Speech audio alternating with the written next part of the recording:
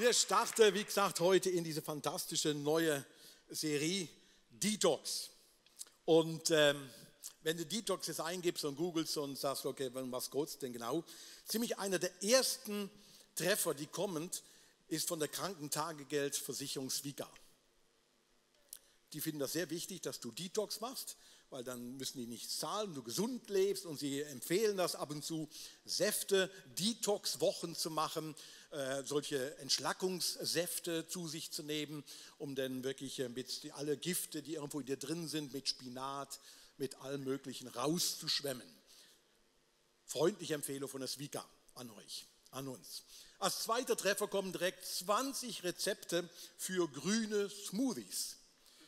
Und das wollte ich euch nicht vorenthalten. Wir machen heute live hier ein paar Smoothies. Und am Ende von der Celebration bekommst du sogar hinten gratis ein paar Smoothies zum Ausprobieren, und du merkst mal, wie Detox wirklich gehen könnte. Wir haben hier was vorbereitet, also wirklich tatsächlich wunderschöne Smoothies. Die Grundlage ist Wasser. Ist sehr simpel, also kann sich fast jeder von euch auch merken. Und dann haben wir hier Zutaten wie Spinat, Äpfel, Banane und auch irgendwas Scharfes. Am Freitagabend durfte ich hier im NextGen die Serie auch eröffnen. Als dreifacher Großvater durfte ich im NextGen predigen. Ich habe mich mega geehrt gefühlt, und das war eine Information, ich bin jetzt dreifacher Großvater. Ja, genau. Ich habe nichts dazu beigetragen. Leute, das war mega toll. Wir haben Live-Smoothies hier gemacht, und wir haben sie auch mit Chili gemacht, damit es dann wirklich und fantastisch wird. Ihr seht, ich brauche Hilfe, und heute ist meine Assistentin, meine Frau. Sie hätte gesagt, sie würde mir helfen, Smoothies zu machen. Und an sich ist Smoothies machen ziemlich easy. Genau. Man braucht zuerst Wasser, also das mache ich, das kann ich machen. Man nimmt einfach so ein bisschen Wasser. Am Freitagabend haben wir am Anfang zu wenig genommen, deswegen nehme ich jetzt mehr. Und zwischendurch habe ich den Deckel abgemacht und angemacht. Das war nicht so eine coole Idee. Also ich fand es lustig, aber ja. Also als erstes brauchen wir Spinat. Wir machen das Spinat rein, ja mehr. Wir machen gerade alles rein am besten, oder? Ja, noch ein bisschen mehr einfach nur. Das ist wichtig, weil es grün wird. Das ist der Hauptpunkt davon. Ob das gesund ist, weiß kein Mensch. Aber jetzt nehmen wir Äpfel. Äpfel, und dann tun wir noch ein paar Bananen hinzu. Und dann ist schon an sich sehr viel Gutes geschehen. Und jetzt noch ein bisschen Banane reinschmeißen. Also die müssen wir noch schälen. Und dann können nachher ein paar Mutige nach vorne kommen. Und können das dann probieren. Also du kannst dich schon innerlich darauf einstellen. Du darfst hier nach vorne kommen und das Ganze mal. Jetzt machen wir das mal an. Muss man festhalten. Ich glaube. Also. Das war am Freitag auch so. Man muss dann irgendwie so machen. Es kommt.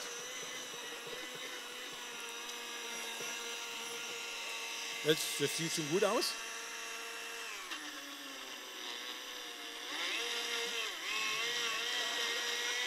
Das macht am meisten Spaß. Und dann habe ich den Deckel abgemacht. Das war cool. Wir machen noch was Ingwer rein, damit geht es mit Schärfe. Am Freitag haben wir Chili rein gemacht.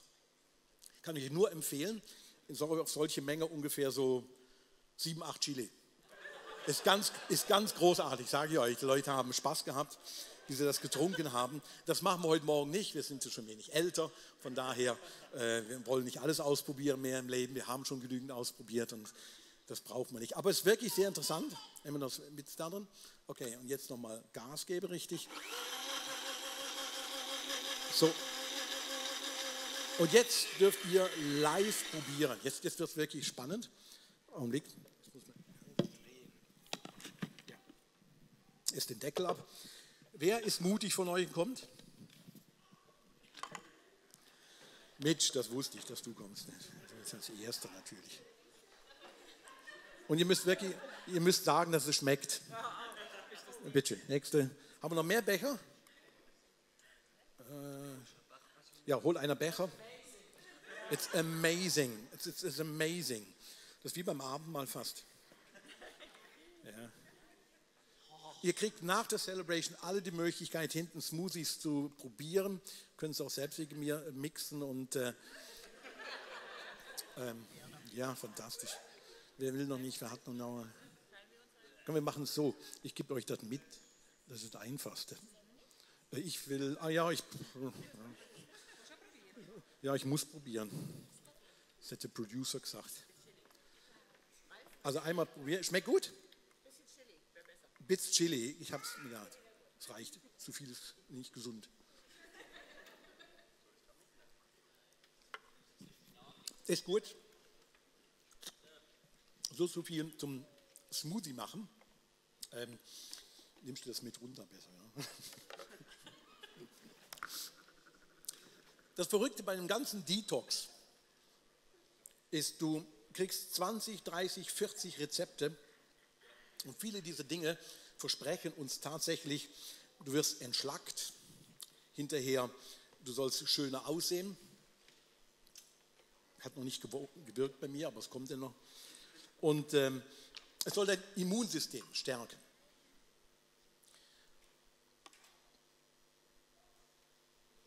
Entgiften oder entschlacken oder sich richtig ernähren, das sind so die typischen Stichworte dabei bei Detox. Und dreht sich alles um unseren Körper. Und das ist an sich auch sehr wichtig und richtig. Es ist wichtig, darauf zu achten, was man isst. Manche von uns müssen sogar sehr genau darauf achten, was sie essen, weil wenn sie alles Mögliche essen, könnte ihnen das sogar schaden. Es ist wichtig, dass wir darauf achten, was wir in uns hineinleeren. Aus gesundheitlicher Sicht, aber auch aus ökologischer Sicht. Jetzt haben wir Spargelzeit, für alle, die es nicht mitbekommen haben. Wir haben jetzt Spargel. Im November gibt es normalerweise in unserer Region keinen Spargel. Im Dezember gibt es normalerweise auch keine Erdbeeren. Man muss nicht zu jeder Jahreszeit alles essen. Aus ökologischer Hinsicht gar nicht so dumm zu überlegen, in welcher Jahreszeit isst man denn was. Ja, als Hinweis. Das ist gut, das ist wirklich gut. Und eben aus gesundheitlicher Sicht auf jeden Fall, wenn meine Frau jetzt diesen Saft trinken würde, das wäre für sie nicht gesund, weil es da Dinge drin hat, die sie gar nicht momentan essen sollte, weil das gar nicht gut ist. Interessant beim ganzen Detox, beim Entgiften, Entschlacken, der Körper steht sehr stark im Vordergrund. Und ich glaube, da steckt die Idee dahinter, der Körper, da müssen wir darauf achten, das ist notwendig und das ist richtig und gut, aber wir sind nicht ein Körper mit einer Seele, sondern wir sind eine Seele mit dem Körper. Und das hat weite Auswirkungen. In der Schöpfungsgeschichte, in der Erzählung wird darauf hingewiesen, Gott blies dem Menschen eine lebendige Seele ein und dann bekam das Ganze erst, wurde das dynamisch. Wir sind eine Seele mit dem Körper. Und was wir in den nächsten Wochen machen werden, wir wollen über die Entgiftung von unserer Seele nachdenken. Und die Entgiftung vom Körper ist genauso wichtig. Aber wir nehmen in den nächsten Wochen bewusst Zeit, über das nachzudenken, was unsere Seele vergiftet. Und der Fokus wird nicht auf dem Gift sein, sondern der Fokus ist auf dem Detox, auf dem Entgiften. Weil ich glaube, das ist das, wo Gott uns anbietet und sagt, hey, look, ich wünsche mir, meine Nachfolger und Nachfolgerinnen, meine Kinder sollen von Gift, wo sie zerstört, wirklich befreit werden.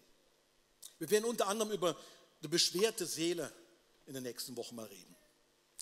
Seelen, die beschwert sind, nach außen aber sehr, sehr fröhlich aussehen und trotzdem mit dem dicken Rucksack unterwegs sind und niedergedrückt werden. Wir werden über die gequälte Seele sprechen. Manche von uns erleben Qualen mit sich selbst, von Gedanken, von ihrem Wesen und sind wirklich als gequälte Menschen unterwegs. Und ich bin überzeugt, Gott möchte wirklich solche Gifte aus unserem Leben herausnehmen. Und dabei geht es, wie der Bruce schon gesagt hat, um Gewohnheiten, um Gedankengebäude, um Muster in unserem Leben. Gewohnheiten wie die eine junge Frau, wo immer, wenn sich längere Zeit bei ihr keiner meldet, und längere Zeit kann sein eine Woche, dann erlebt sie eine abgrundtiefe Einsamkeit, ein Verlassenwerden. Und so tief, dass sie fast nur mit ein paar Glas am Morgen Alkohol durch den Tag kommt. Oder nur ganz gewisse Tabletten noch helfen, den Tag überhaupt zu überleben. Mit dieser Einsamkeit, mit diesem Schmerz. Manche kommen von ihrem Online-Sein gar nicht mehr weg und denken, ich brauche wirklich irgendwo virtuelle Gemeinschaft und laufen den ganzen Tag nur so umher und müssen jede Serie nach und nach schauen, um überhaupt noch irgendwo ihre Seele zu füllen. Leute, und da ist Gift umher. Und manche arbeiten so viel und verlieren sich da drin, wie verrückt und merken, hey, look, ja, das ist irgendwo meine Erfüllung. Aus Traurigkeit, aus einer Leere, aus Unsicherheit, aus einer Not wird manchmal gegessen, getrunken. Es wird wie verrückt gearbeitet oder impulsiv eingekauft, irgendwohin in die Ferien gegangen, irgendwelche sexuellen Abenteuer eingegangen, einfach aus so einer innerlichen Leere, Unruhe, gequält sein oder Ruhelosigkeit.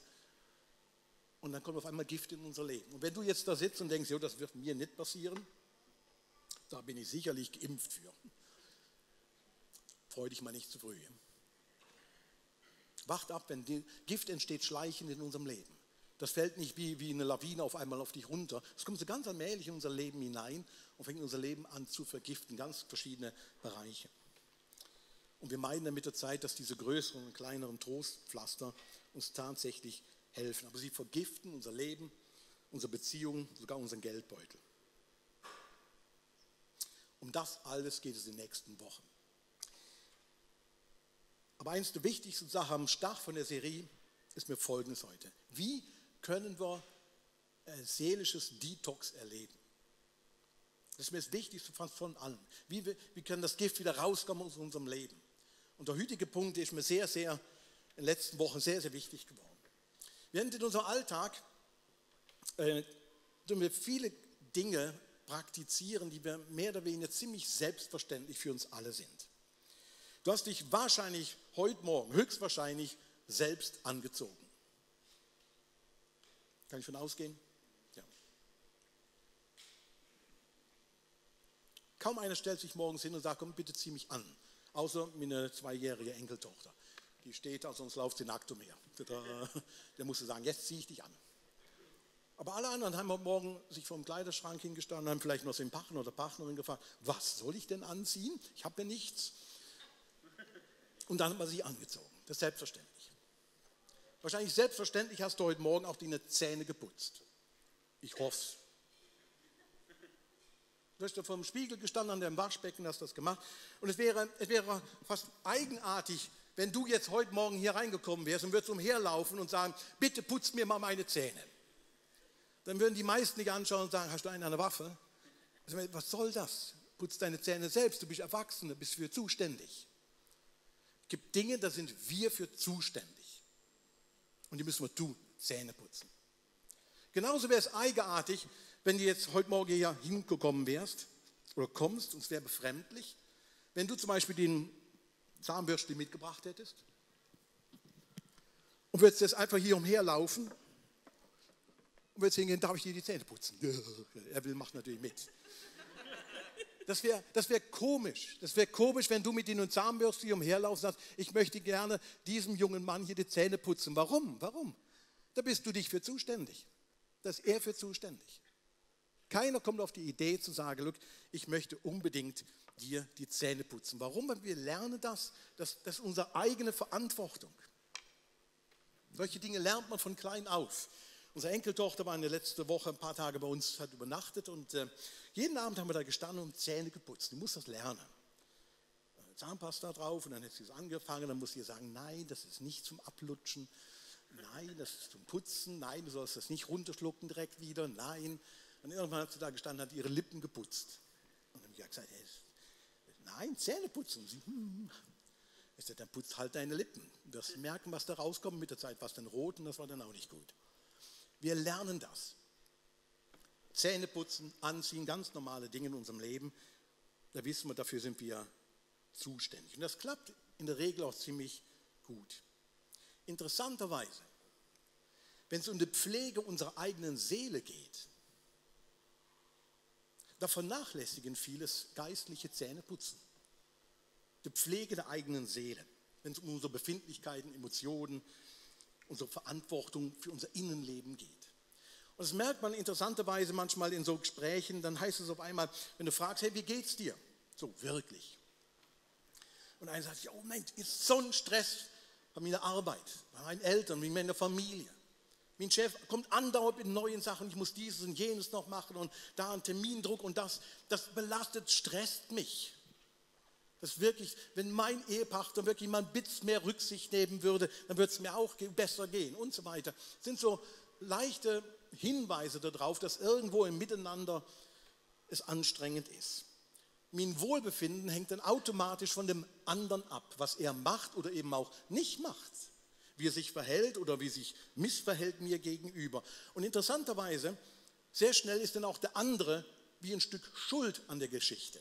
Wenn mein Chef, wenn mein Partner, wenn meine Eltern, wenn meine Lehrer und meine Kinder irgendwo ein bisschen anständiger, netter wären, schöner wären, dann wäre es insgesamt irgendwie ein bisschen einfacher. Und weil sie das nicht sind, sind sie auch ein Stück schuld an meinem eigenen Seelenzustand momentan. Und das hat eine lange, lange Tradition, diese Schuldverschiebung, sage ich mal, irgendwo auf der andere, dass der andere sicherlich auch irgendwo was damit zu tun hat. Es fängt auf der Seite 3 in der Bibel schon an. In dieser Schöpfungserzählung wird berichtet, dass denn Adam und Eva als diese ersten Menschen, diese Lebewesen, denn von diesem Baum der Erkenntnis aßen und dann irgendwo die Erkenntnis hatten, ja, sie sind halt irgendwie nackt und verstecken sich und Gott sucht sie in dieser Erzählung und ruft sie, wo seid ihr? Und dann, ja, warum? Wer hat euch denn noch gesagt, dass ihr so und so seid? Und der Adam darauf antwortet, Gott, die Frau, die du mir gegeben hast, hat mir diese Frucht gegeben. Die Frau, die du mir gegeben hast. Das ist wie der Beginn von der ganzen, du hast mir die Frau gegeben, hättest mir eine andere gegeben, wäre das nicht passiert. Die Frau, die war der Auslöser. Und die Frau darauf reagiert ähnlich und sagt, ja, die Schlange, diese komische Lebewesen hat mich letztlich verführt.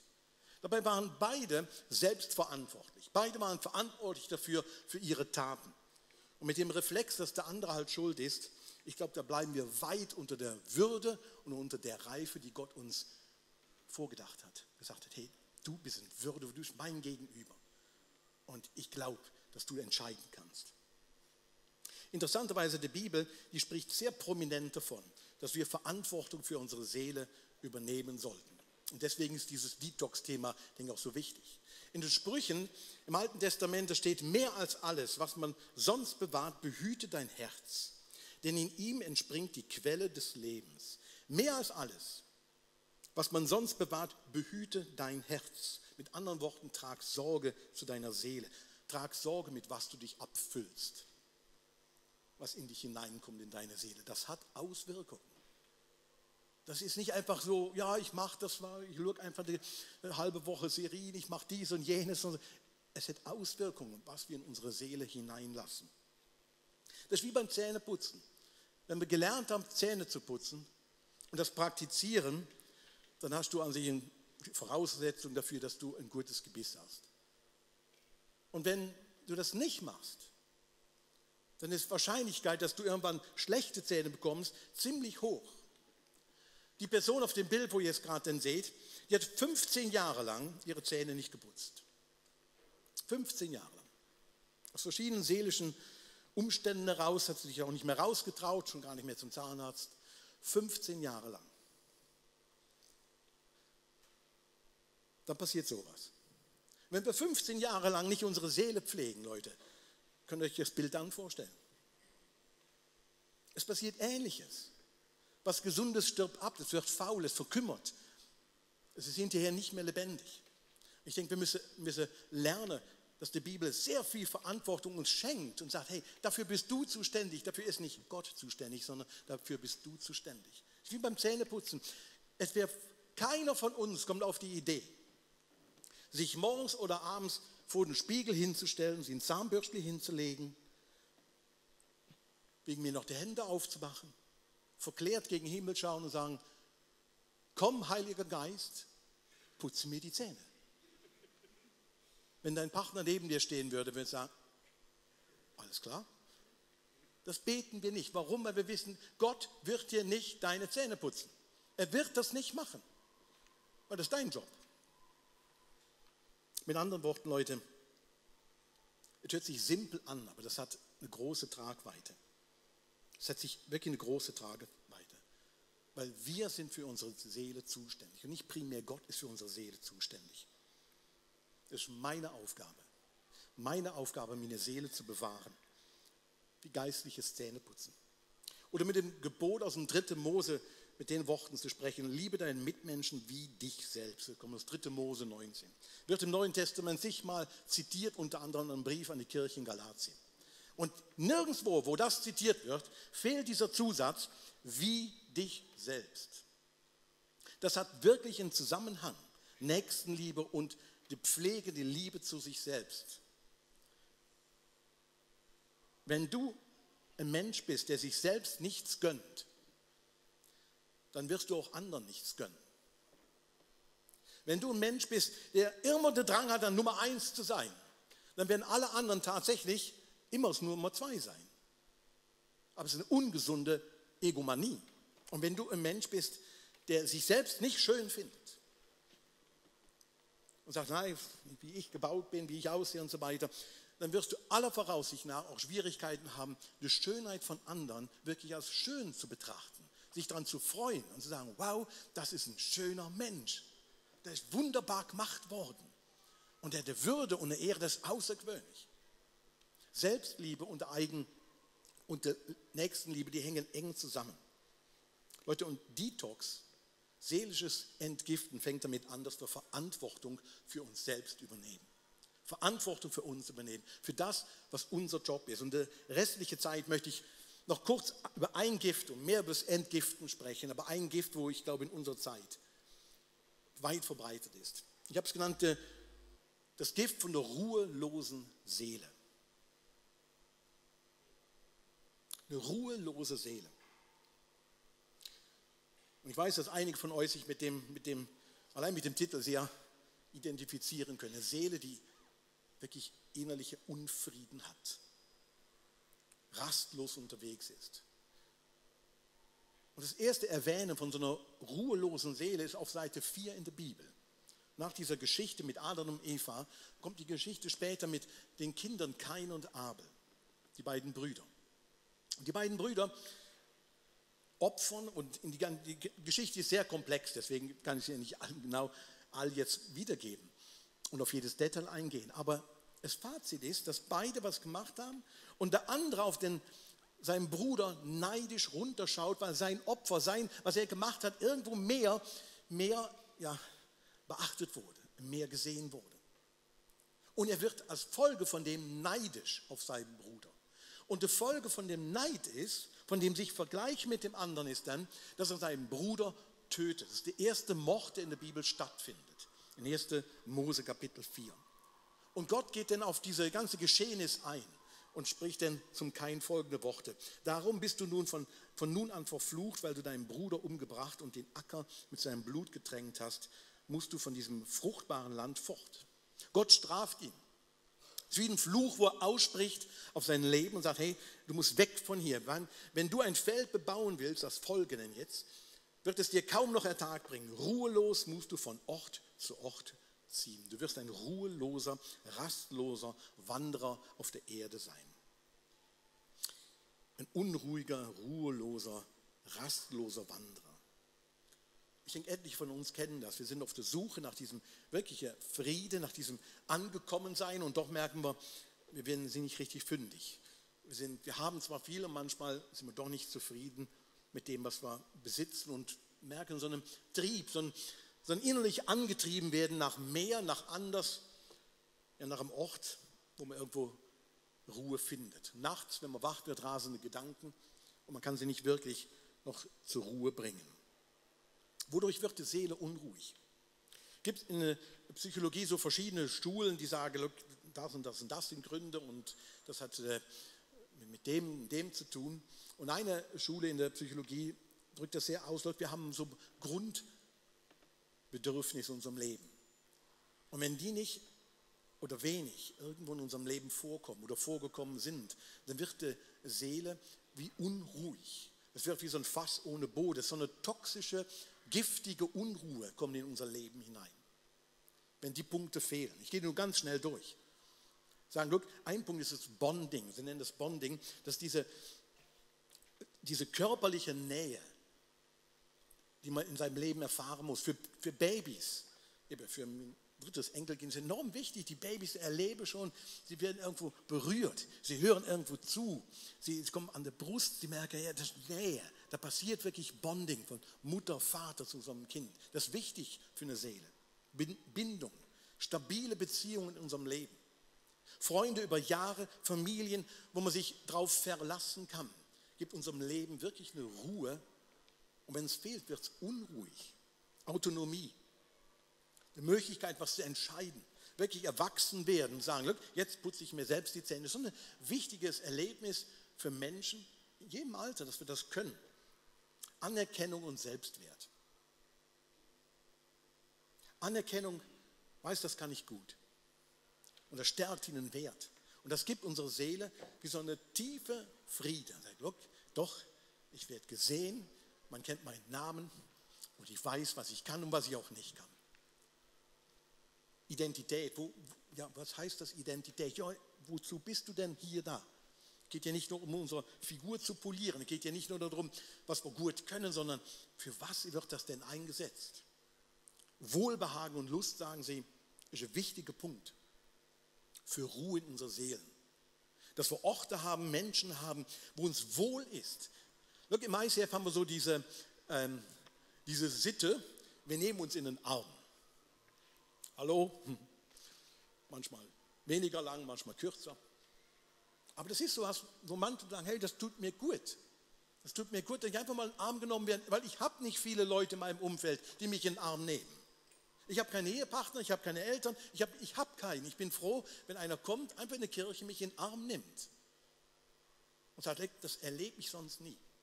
Und das ist wichtig für unsere Ruhe in unserer Seele. Und das letzte, Sinn und Spiritualität, sagen sie. Wirklich Bedeutung, wirklich ein Verbundensein mit dem, was ich tue, das macht Sinn, das führt zu einer Ruhe. Der Kain in der Geschichte mit seinem Bruder Abel, der wo abgewiesen wird, diese Abweisung, nein, du musst jetzt weg. Er lebte genau diese Anerkennung, die erlebte nicht in dem Moment. Und er wurde mit der verbundenen Zurückweisung wirklich so ein ruheloser Wanderer. Wie geschieht Detox bei einer unruhigen Seele? Wie kann das gehen? Ich möchte euch 2 Punkte kurz noch mitgeben.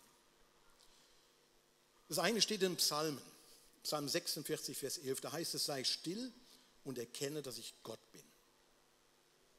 Seid still und erkennen, dass ich Gott bin. Kennt ihr das? Kinder, die so ganz unruhig sind, am Tisch immer rumzappeln und so weiter und immer einen Fuß bewegen. Vielleicht bist du mit einem verheiratet, gibt es da auch. Ja. Und dann irgendwann geht es einem so auf den Keks und sagt er, sei doch endlich mal still. Genau das macht der Psalmist hier. Sei still, Seele, und erkenne, dass ich Gott bin. Der Psalmist sagt, manchmal muss man die Kontrolle über seine Seele wieder zurückgewinnen und der Seele verorten, sei jetzt still. Und jetzt mache ich was, dass die Seele wirklich still wird. Ich selbst bin so ein Typ, ich kann mich sehr gut ablenken. Ich bin wirklich gut da drin. Irgendwas anderes machen und dies und jenes und hierhin springen und dahin springen. Und ich habe in den letzten Monaten mehr und mehr entdeckt, ja, aber das führt auch zu einer Ruhelosigkeit in meiner Seele. Es sind immer Gedankenkreise, bin nachts wach geworden, dies und jenes durch den Kopf, Schwierigkeit wieder hinzuschlafen, auch tagsüber. Auf einmal so eine Ruhelosigkeit so gespürt und gesagt, das kann nicht gut sein auf Dauer. Meine Psychologin, wo ich so regelmäßig hingehe, da, hat mir dann gesagt, ja, Herr Dörpfeld, es ist wichtig, dass Sie sich entspannen und was Ruhiges machen, denn das tut Ihnen dann gut. Ja, toll, für solchen Tipp bezahlt man noch Geld. Also, hallo, das ist ein Allerweltstipp. Also, aber wisst ihr, manchmal braucht es wie einen von außen, der einem so einen ganz simplen Tipp vielleicht gibt und sagt, mach das mal. Das braucht es. Wir werden im August machen wir so einen D-Day, so einen Detox-Day, wo wir den ganzen Tag Zeit nehmen, kannst dich für anmelden ab nächste Woche, ab übernächste Woche, wo wir Zeit nehmen, wirklich solche Gifte miteinander anzugehen, sagen, manchmal braucht es einen Tipp, einfach ein kleiner Hinweis, manchmal braucht es einen Mensch, der für dich betet, dich einfach segnet, so wie das Gebetsteam nachher wieder parat sein wird, für dich zu beten. Das braucht es manchmal in unserem Leben, dass wir einen Schritt weiterkommen. Ich habe ganz konkret angefangen, einen Tag im Monat, und es hat bisher nicht immer geklappt, oder einen halben Tag, einen Tag nur für mich wegzugehen. Ich mache auch keinen Sport an dem Tag, weil Sport machen ist immer wieder so Action für mich, dann tue ich Zeit messen, sonst was machen, sondern ich muss irgendwas machen, wo eben meine Seele ruhig wird. Ich habe das angefangen zu tun und sage, das braucht meine Seele, dass ich irgendwo mit dem Kopf, mit meiner Seele ruhiger werde, sei still meine Seele und erkenne, dass ich Gott bin. 5 Minuten am Tag, 5 Minuten am Tag, ich versuche das, wirklich 5 Minuten am Tag zwischendurch innezuhalten und mich nur darauf zu fokussieren, ja, meine Seele soll ruhig zu werden. Und es fällt mir immer wieder schwer. Und das führt mich zum zweiten und zum letzten. Look, ruhig werden in dem Wissen, es ist vollbracht. Jesus sagt mal im Johannesevangelium, meinen Frieden gebe ich euch. Er hat nicht gesagt, meinen Frieden müsst ihr euch erarbeiten.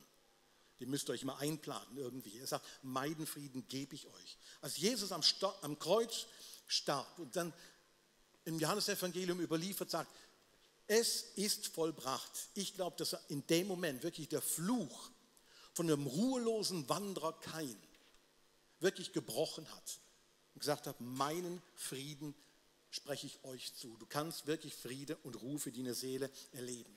Der Schreiber vom Hebräerbrief, der greift ja später nochmal auf und sagt, doch wir, die wir Jesus vertrauen, werden zu der Ruhe gelangen, die Gott uns versprochen hat. Leute, Friede ist nicht ein Anspruch an dein Leben, was wir erarbeiten, durch den Tag weggehen oder 5 Minuten. Das ist nicht was, wo wir uns erarbeiten müssen, sondern Friede ist primär ein Zuspruch, wo Gott dir und mir gibt und sagt, look, das schenke ich dir, das gebe ich dir. Meinen Frieden gebe ich dir. Und unsere Verantwortung ist, unsere Seele diesem Frieden hinzugeben. Sagen, meine Seele wird ruhig in dem Frieden.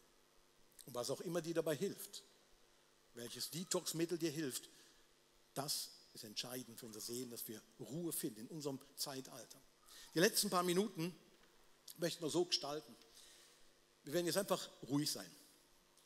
Ich meine damit nicht ICF ruhig, irgendwo spielt einer Klavier und einer macht Gitarre und so, sondern wirklich ruhig.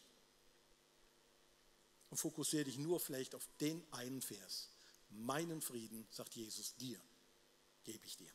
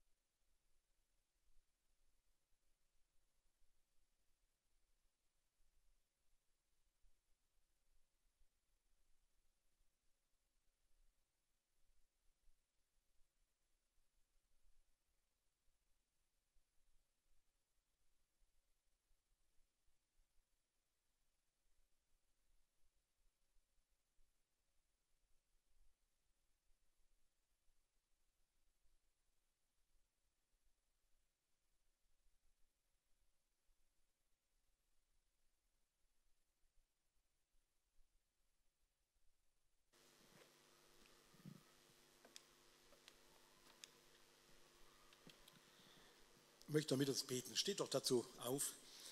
Wir werden im Anschluss noch eine kurze Zeit nehmen, den anzubeten, der uns dieser Friede zuspricht. Und dieser Friede gilt dir. Heiliger Geist, ich bitte dich, dass du